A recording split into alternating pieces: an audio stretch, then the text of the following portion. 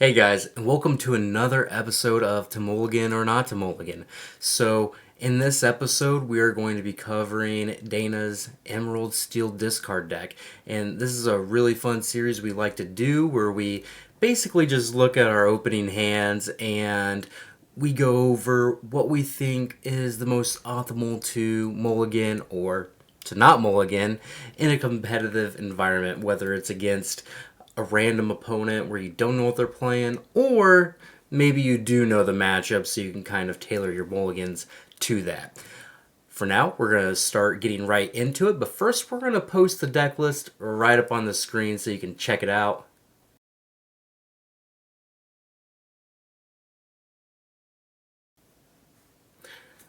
Alright, so that's Dana's deck. She loves this deck and she kicks my butt with it all the time.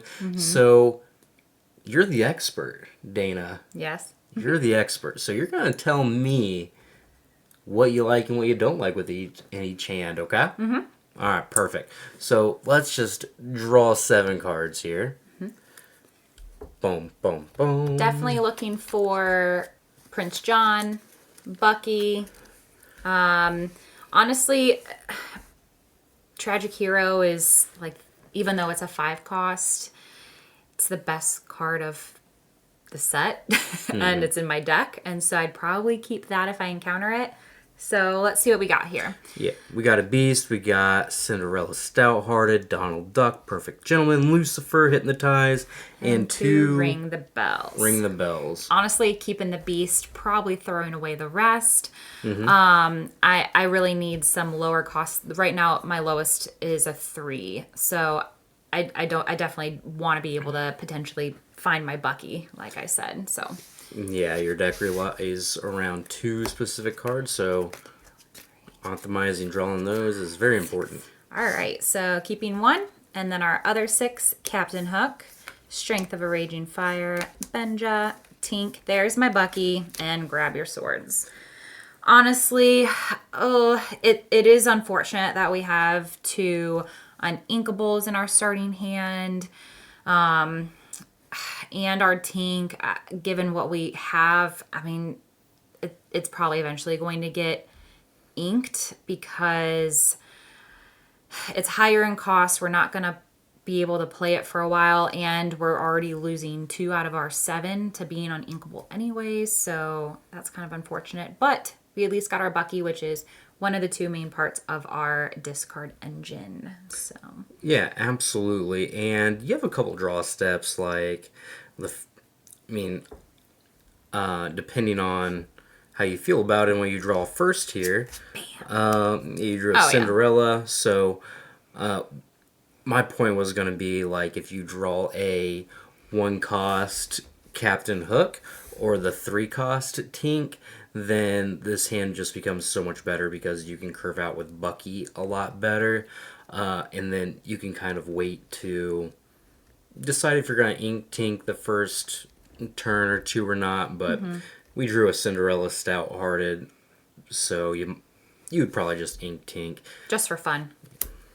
Oh, we drew the hook one turn too late, unfortunately. Darn But yeah, Dana's deck is probably a little bit different than some because she is playing Hook and the Shift Captain Hook. I think we decided to make that change last time because I think you're playing the Flynn Rider Shift. Yeah, I was doing the Flynn Rider Shift. I didn't really like it. It felt really I felt like I really didn't have a good flow. And so I felt like definitely going to be playing the Hook because it's just like a really good 1-drop character. And so we just swapped out using Thinking a Happy Thought as my Floodborn shift. And I believe I only have 2 of that in here. I just did an even trade with Flynn, 2 for 2. And I feel like it works out better for me. Yeah, so there's a couple things going on with that. Actually, I mean, Flynn is really powerful when everything is going right and your opponent has no cards in their hand. He quests for 4 and he's evasive. But when that's not the case, he just kind of sits in play and doesn't do anything. He either quests for 1 and he can't even trade because he's a 2/3. Yeah. But Hook has actually a lot of synergy in the sense that it could sing Grab Your Swords, it could sing Bibbidi Bobbidi Boo to put Lucifer into play, which is a really powerful thing that this deck does. So, And I feel like it puts, you know, I feel like the fact that Hook also, the Thinking of Happy Thought has that stipulation that you can't challenge with a character that's 3 or less, I believe. It puts pressure on your opponent to have to make that trade with one of their higher cost characters, which is probably one that they didn't want to lose to that. So I like that pressure that it puts on your opponent too. yeah, it's also just way better at trading to your opponent's characters. It's a 5/5 when it's challenging, whereas Flynn just is a 2/3. It just does not affect the board that much. For sure. All right, Tragic Beast, Baby Captain, Grab Your Swords, Benja, Big Captain, another beast, Bippy Boppity Boo. I think because I do for sure have that shift, I am definitely keeping both hooks. Honestly, I'm having a really hard time determining what else.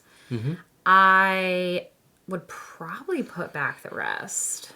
Yeah, like if you knew that Benja and Grab Your Swords were going to be good in this matchup, I could see keeping them.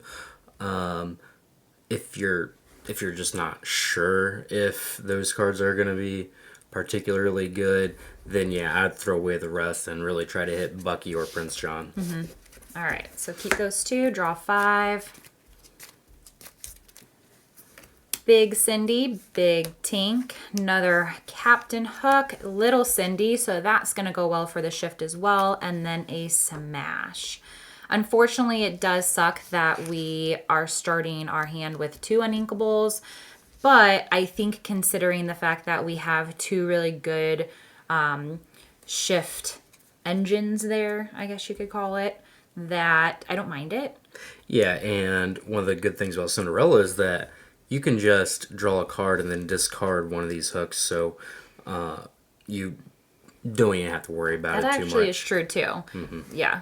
So first hand, I would draw that, which makes my Tinkerbell also really good. I have 3 shifts set up. That gives you a lot of optionality in the sense that you can go 1 drop Hook, 2 drop Cinderella, 3 drop. You can either play Tinkerbell if you think that's going to be better, or you can just shift Captain Hook depending on what your opponent's done or what you've drawn. So if you've drawn a Bucky, maybe you just want to play a Captain Hook, right? So I like it. I do too. And I think for the fact that I didn't draw either of the 2 cards I'm trying to look for the most, it's still a hand that I'm pretty satisfied with opening with. So very functional, and man, Morph is going to be such a good card in this deck.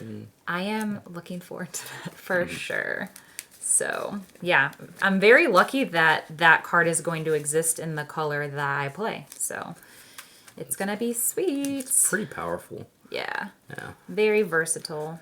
It's just going to make a lot of characters, shift characters specifically, that weren't super consistent at shifting before, very consistent now. I mean, how often are you ever shifting Beast Tragic Hero? That just never happens, right? But now it's a lot more likely. Yeah. I think it's going to change the way that, because I mean, we talk about how there are certain shift cards that are good enough to be played by themselves, like Beast Tragic Hero. So of course we're still going to play him, but to then also have the option to get him earlier in the game is obviously going to be really good. But there are also some other characters that are shifts where we have decided that they might not be good enough to play on their own, but maybe the character that they would shift upon isn't good enough to also play. So I feel like having more Something like Aladdin Heroic Outlaw and Aladdin Street Rat, right? Yeah. Where Aladdin Street Rat's not very good. Aladdin Heroic Outlaw is reasonably powerful. Granted, that might not be the best. That might not be the best example because there is a Emerald Aladdin that is probably better for shifting because it has ward as opposed to morph, but an example like that, Yeah, right? yeah, something like that. Elsa's a good example, right? Oh, Where you yeah. have the Oh, three yeah, cost for Elsa, sure. that's not great. Where at 5, 6, 7. least you have a 2 cost card that you can play instead, so a little bit cheaper. For sure. All right. Jafar Snake, Captain Hook, Donald Duck, Perfect Gentleman, Grab Your Sword, Ring the Bell, Prince John, Prince John. Hey. I think I'm keeping for sure one Prince John. I'm keeping for sure a Hook just because it's cheap, it's inkable. Depending on whether I know what my opponent is playing or not, I probably want to either play him first turn or ink him first turn. So that's good. I think that's it.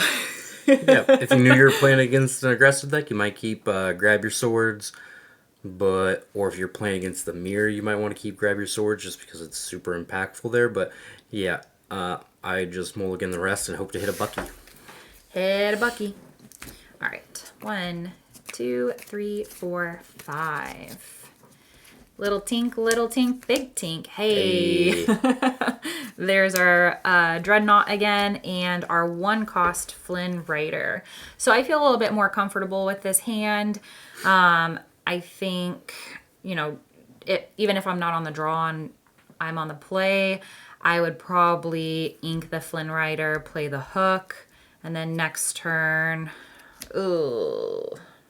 Yeah, just ink a tink and pass. Oh, yeah. I forgot I got that's 2 of fine. those. Yeah. So, and then I feel like, hopefully we'll start to draw into more cards that I would be better inking and not giving up like my Big Tink or my Beast Tragic Hero, or because obviously I want to be able to play those cards since they're good. So, Yeah. but otherwise, not too bad.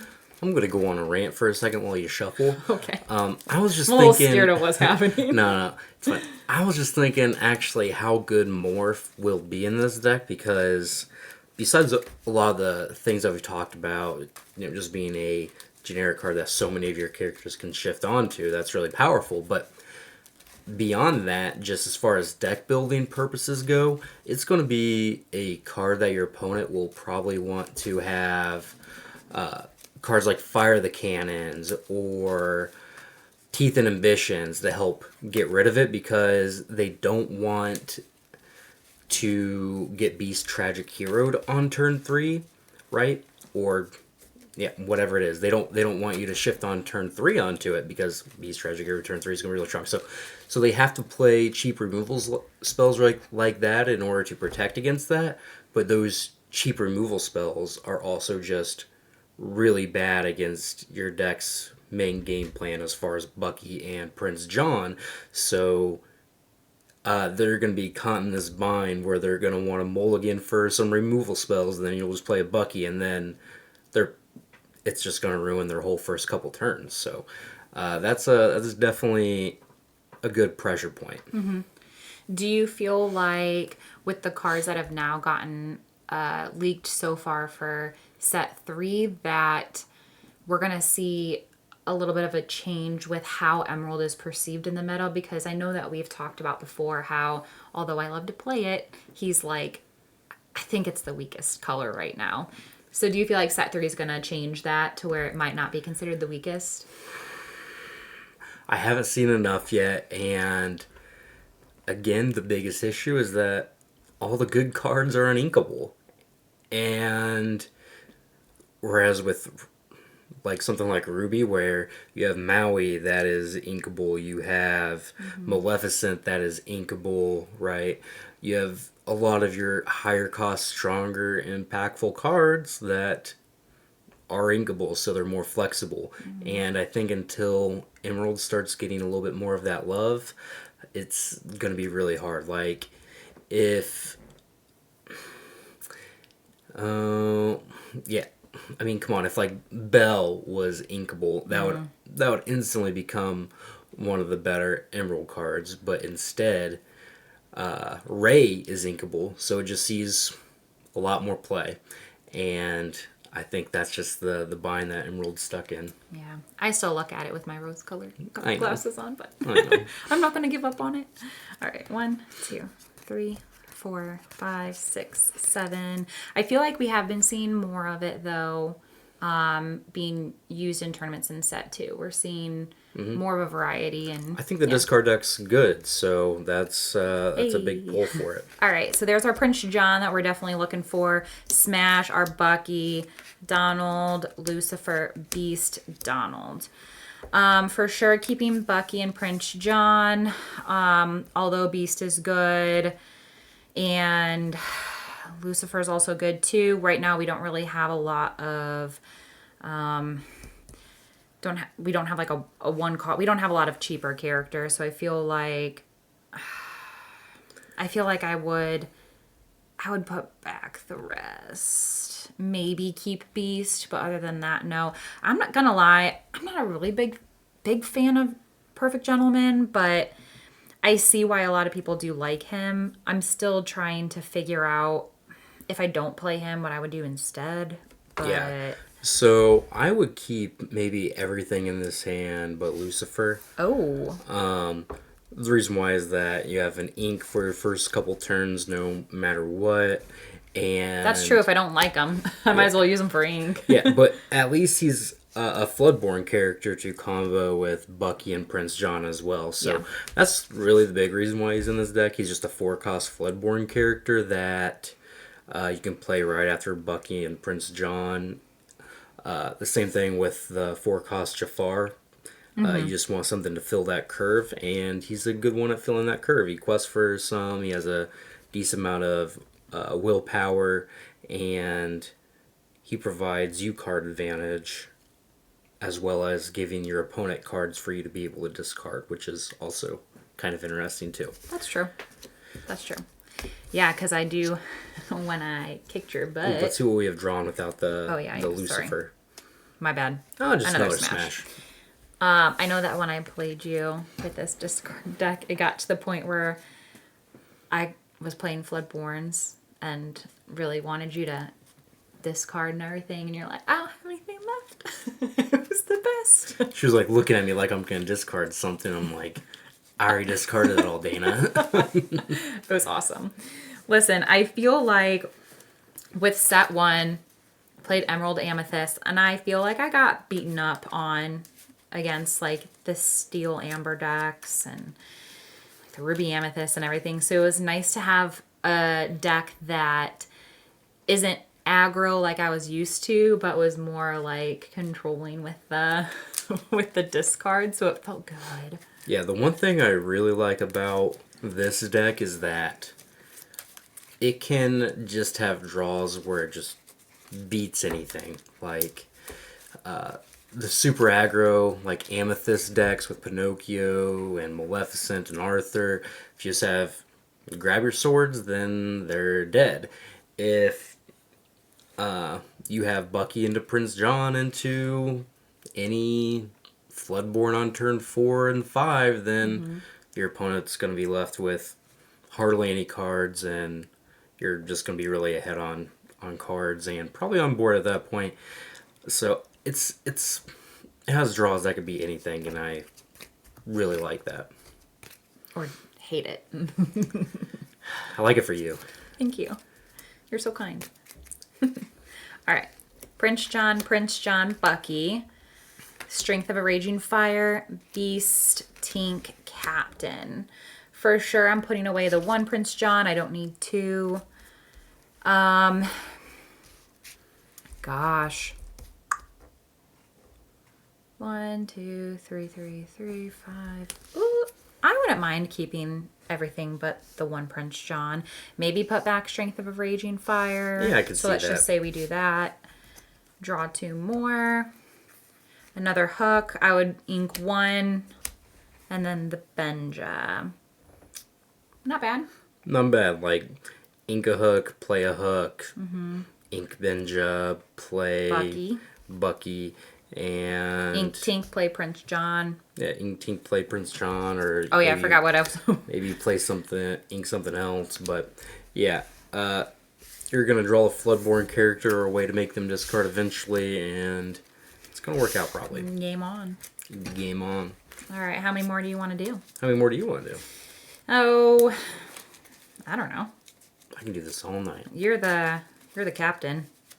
No, you're driving this one. All right, let's do 3 because it's my lucky number. 3 more.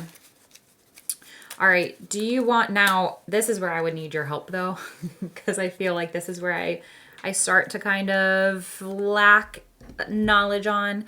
Do we want to start to practice against specific archetypes? Yeah, let's... Ruby Amethyst, because Sure. that's a popular one. So 2, 3, 4, 5, 6, 7. Still looking for my Bucky and Prince John, but I guess whatever else we get depends on that. There's my Bucky, Lucifer. I got 2 smashes, Hypnotize, my Prince John, and my Tink. For sure, keeping the ones that, you know, is most important for what I need to do. Okay. I feel like I should keep one of the smashes or both of them. No, maybe not. Yeah, No. I can definitely see keeping one just because, like we said earlier, some of their best threats are the evasive characters, and Smash is really good at taking out the evasive characters. Like that would take out the mini. That would take out the Mini, it would take out the Peter Pan Shadow. If they play Pongos or something like that, it would take that out. I guess Peter Pan Shadow is just better than Pongo, but Just keep one. You could probably keep both. If anything, it's ink. If anything, it's ink. I kind of like keeping the Hypnotize just as a guaranteed way to make them discard. Or it's ink. And I really like keeping the Lucifer as well because their best card against you is Be Prepared. And that helps alleviate that stress a little bit. So, Okay. And then the one that I would draw would be Grab Your Sword. not the best one, but... Yeah. All right, next one. All right. 2, 3, 4, 5, 6, 7. Hey, we've seen Prince John almost every turn, if not most. Lucifer, Hypnotize, Donald Duck, Captain Hook, Bucky, and another Lucifer. Again, keeping these 2, keeping the Hook. That would be like a nice character to play on turn 1. You said last time keep Lucifer and maybe Hypnotize and maybe put those 2 back. Yeah, I want to keep this just because it's a Floodborn character to play on. Oh yeah, that's right. Play afterward, but it's also just ink, if nothing else. I could see keeping Lucifer. I could see keeping the Hypnotize as well. So, All right. yep, Tink. That one's probably just going to be ink. That's almost That's exactly what we had last turn. Or last hand. It's kind of the dream. Yeah. All right. One more. One more. Uno more. Uno mas. Uno mas. I don't know why I said more. Uno more. I knew better. Did 4 years of Spanish. Apparently I have nothing to show for that. 1, 2, 3, 4, 5, 6, 7. Oh, almost went for the 8. I don't know why. 4. All right. Beast Tragic Hero. Flynn Rider. Tink. Bippity Boppity Boo. Tink. Bippity Boppity Boo. And Lucifer. I think keeping Flynn to have something to either play or ink on turn 1. Definitely keeping, Big Tink and Little Tink. Just to have something that can help get rid of some of their more challenging characters. Yep. I don't know. I feel like I'm really nervous to keep anything else because I want to try to get more low to the ground characters, and I didn't find the 2 most important cards in my deck yet. Yeah, I'm kind of interested in keeping Lucifer and a Bippity Boppity Boo because just having Tink on turn, or just playing Lucifer on turn 5 and then Bippity Boppity Boo Lucifer back into play is going to be really strong against Ruby Amethyst specifically, so I don't mind keeping that and trying to Playing- play towards it. Playing him, reaping the benefit, bippity boppity, booing him, booing him, getting the benefit again. I like Yeah. it. I like it. Yeah, you're right. Maybe throw away the other two and See what we get. Bam. oh, another bippity boppity boo. Not the best, but yeah, it'll be okay. It'll be okay just because that's going to be a slower matchup most of the time anyway. And I think discarding them so they can't play, Be Prepared, which is their best card against you a lot of the time, is pretty good. So it might work out. How'd I do? You did well. Sweet. Well, I think that about does it. Thank you guys so much for tuning in. We definitely plan on doing more of these when set 3 comes out because it'll be fun to practice even with locations now being a factor. So keep an eye out for when we drop those videos. But in the meantime, we hope you guys have a good day. Have a great day.